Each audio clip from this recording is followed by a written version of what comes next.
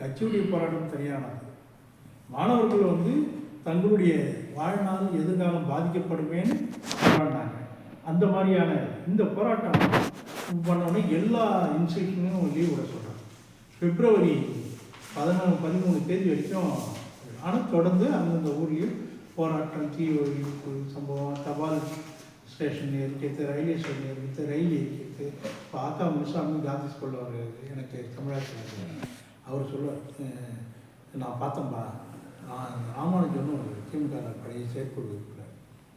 அந்த பையன் நம்ம ஸ்கூலுக்கு பக்கத்தில் அப்படியே ரயிலை நிறுத்தி கொடுத்துனாம்பா அப்படின்வார்.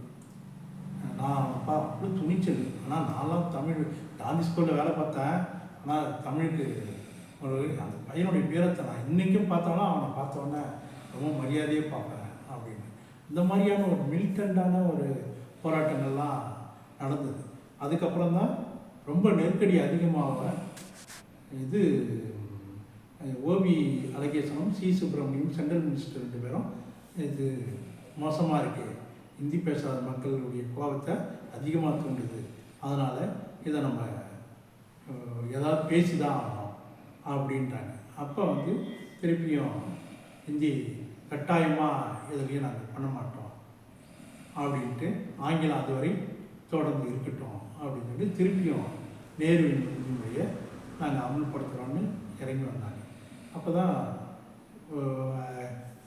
மாணவர்கள் போராட்டமும் இதுக்கு மேலே நீங்கள் மொழி இது பிரச்சனை ஓரளவுக்கு இறங்கி வந்திருக்காங்க, உங்களுடைய எதிர்காலத்தை இது பண்ணிக்க வேணாம் அப்படின்னு சொல்லிட்டு மாணவர்களை கூட்டு சம்மதம் வச்சாங்க. அதில் வந்து லீட் பண்ண அத்தனை பேரும் அன்றைக்கு காங்கிரஸ் ஆட்சி செஞ்ச மிகப்பெரிய வன்முறையை எதிர்த்து ஒரு அரசியல் இயக்கத்தோடு தங்களை இணைத்து கொண்டார்கள். அதை அறுவடை செய்தது திமுக. ஏன்னா அந்த இதில் நம்ம சொன்னோம்ல, இந்த யாராவது லீடர்ஸை பாருங்கள், அவங்க அத்தனை பேர் எம்எல்ஏ ஆகிருப்பாங்க.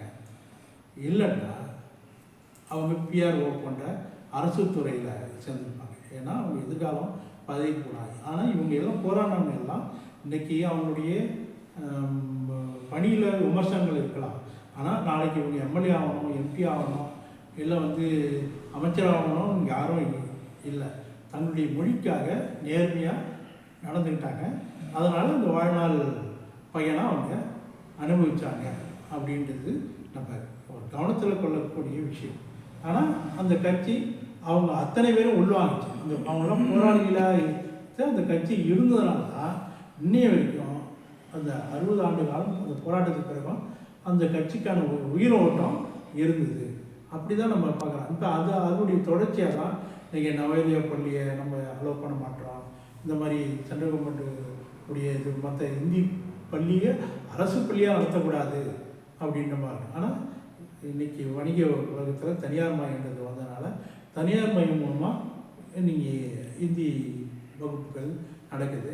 அந்த பாதிப்பு மட்டும் இல்லை, நாம் தமிழ் மொழிக்கான ஒரு கல்லூரி வரை கொண்டு வந்த தமிழ் வழி கல்வி அடுத்த கட்டத்துக்கு கொண்டு போக முடியாமல் ஒரு இது இருக்குன்னா அதுக்கு புறச்சூழலும் மோசமாக இருக்குது அப்படின்னு தான். இன்றைக்கி நம்ம எல்லாருமே தமிழில் ஆரம்ப கல்வியில் கொடுக்கணுன்னா அது அமல்படுத்துறதுலே மிகப்பெரிய பிரச்சனை வந்துச்சு.